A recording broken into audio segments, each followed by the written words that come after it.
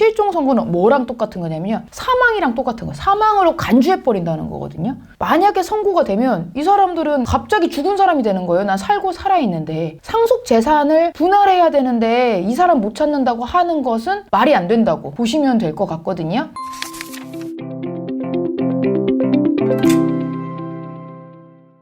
안녕하세요. 여러분의 상속메이트 최혜리 변호사입니다. 오늘 말씀드릴 주제는 연락이 안 되는 상속인이 있는데 이때 상속재산 어떻게 나눠야 될까요? 에 대한 답변입니다. 결론적으로 말씀드리면 그냥 상속재산 분할 심판을 하는 것이 가장 빠르고 현실적이라고 보시면 되거든요. 제일 많이 문의하시는 게 이제 답답하니까, 아니 경찰에 실종 신고하면 안 되냐, 경찰에 안 해주냐, 이거 정말 전화 많이 받거든요. 근데 결론적으로는 안 찾아줍니다. 실종 신고가 되는 경우는요, 우리 어머니가 치매로 지금 사라졌어요, 우리 딸이 지금 중학생인데 갑자기 사라졌어요, 어디로 갔는지 모르겠어요, 이럴 때가 사실 실종인 거고, 이 상속인들 간에 연락을 하지 않게 됐다, 아니면 이 상속인을 모르는 사람이었다, 우리 아빠가 애를 낳은지 난 알지도 못했다, 이래서 이 사람을 모른다 하는 거는 실종에 해당하지가 않습니다. 그래서 경찰이 실종으로 찾아주지는 않습니다. 그럼 나 법원에서 실종 선고 받으면 안 돼요? 라고 말씀하시거든요. 실종 선고는 되기가 정말 어렵죠. 왜냐하면 실종 선고는 생사가 5년간 분명하지 않은 경우에 할 수 있는 거거든요.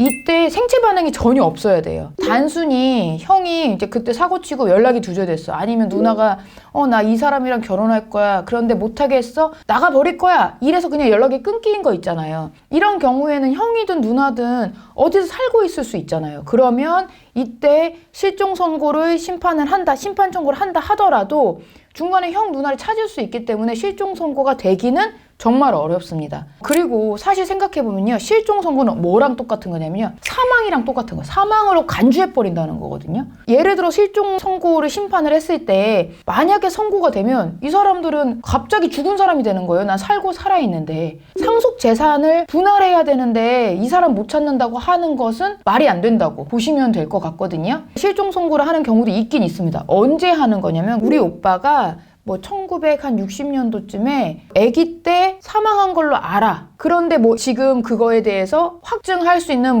사망 신고라거나 이런 게 어려워. 이럴 때는 상속인들 간의 권리를 다 정확히 정리를 해야 되기 때문에 이럴 때는 실종 선고를 하시는 것이 맞는데요. 그런 것이 아니라 단순히 엄마가 예전에 아이를 낳았다고 이 사람 누구야? 우리 오빠 갑자기 나가버렸어, 그러니까 우리 오빠 실종해야 돼, 이런 것도 정말 되지 않는다, 이렇게 보시면 됩니다. 그래서 결론적으로 말씀드리면 상속재산 분할 심판을 추천드리게 되는 것인데요, 상속재산 분할 심판은 사실 상대방을 찾든 찾지 못하든 관계없이 법원이 그냥 상속재산을 나눠주는 거라고 보시면 됩니다. 그렇기 때문에 우리 상속인 입장에서는 가장 손쉽게 나의 상속재산을 나눌 수 있는 방법이라고 볼 수 있는데요. 특히 부동산이 하나 있는 경우가 있습니다. 그럼 부동산 같은 경우는 지금 연락도 되지 않는 우리 상속인과 같이 나눠 가져서 뭐예요? 상속 등기가 되겠죠. 상속 등기는 되지만 뭐가 안 되느냐? 매매도 할 수 없고 이 부동산을 가지고 임대차도 할 수가 없습니다. 왜냐? 한 명이 없으니까.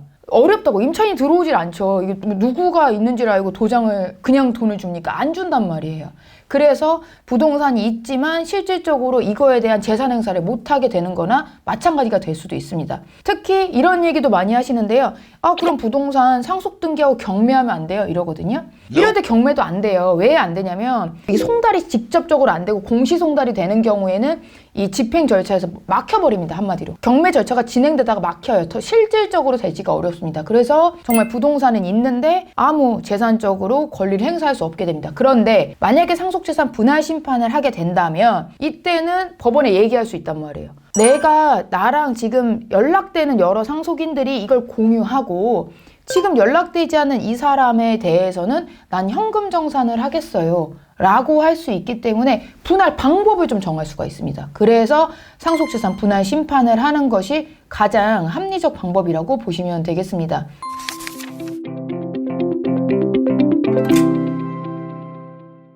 예전에 상속인 못 찾는 거에 대해서 간단하게도 말씀드렸고 했는데도 너무 많이들 문의하시고 왜 소송을 하라고 하냐고를 많이 하셔서 상속재산 분할심판에서 상대방이 없는 경우에 할 수 있는 여러 가지 그 실익에 대해서 말씀드린 것입니다. 오늘의 영상 도움이 되셨길 바라겠고요. 구독과 좋아요 눌러주세요. 감사합니다.